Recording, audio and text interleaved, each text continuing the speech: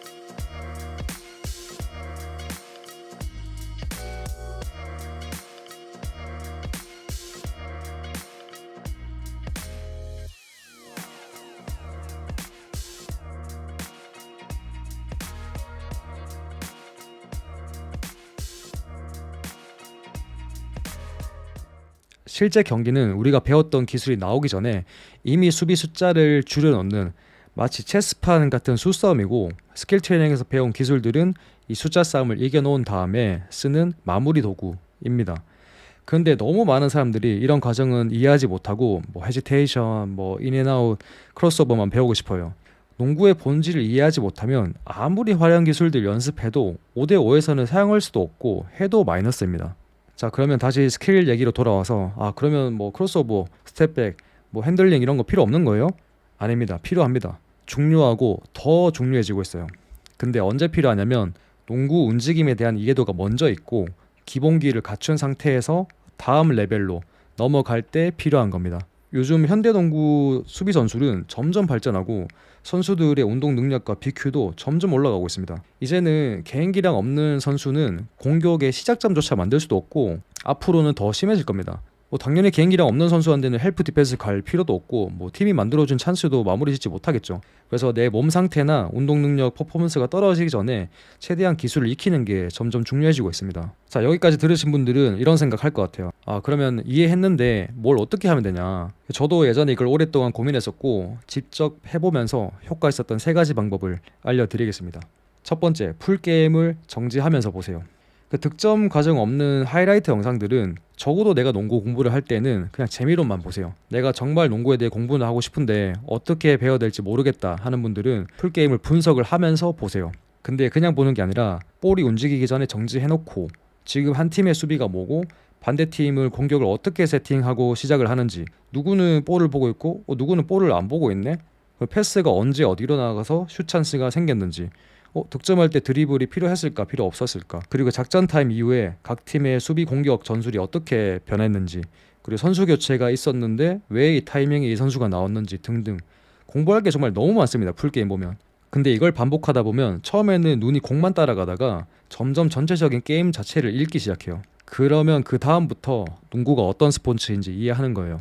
자, 두 번째, 내 경기 영상을 복귀하세요. 솔직히 자기 플레이 영상 보는 거 불편합니다. 저도 제가 미스하고 턴오버한 거 보면은 진짜 미칠 것 같거든요. 근데 불편한 게 맞아요. 불편해야 성장하는 거예요. 경기할 때 저희는 그냥 느낌으로 하거든요. 그때 패스 했어야 됐는데, 슛 쐈어야 됐는데, 이런 걸 느끼지만 근데 금방 잊어버립니다. 근데 영상으로 보면 달라요. 내가 공을 잡았을 때 내가 놓쳤던 찬스가 보이고, 내가 드라이브 할 때 수비가 어떻게 반응했는지가 보여요. 여기서 중요한 게 뭐냐면 단순히 내가 패스했어야 됐는데 로 끝내는 게 아니라 왜 그 선택을 했을까도 분석을 해야 합니다. 내가 수비 위치를 못 봤던 건지 아니면 그냥 습관적으로 드립을 했던 건지 원인을 알아야 다음에 바뀔 수 있겠죠. 솔직히 어쩔 때는 이 복귀하는 습관이 스킬 트레이닝보다 더 빠르게 농구를 성장시킬 때도 있습니다. 세 번째, 대회에 나가세요. 아무리 연습하고 아무리 트레이닝 받아도 실전은 다릅니다. 연습할 때는 여유가 있어요. 여기서 픽앤롤 쓰고 오프맨 보고 패스하고 천천히 할 수 있어요. 근데 대회 나가면 어떻게 돼요? 경기 템포 빠르고 긴장되고 수비는 내가 전혀 예상 못한 수비를 해요. 그리고 실수하면 팀원들한테 되게 미안하고, 그런 압박감 속에서 판단하고 반응을 해야 해요. 머리로 아는 거랑 몸이 아는 거는 전혀 달라요.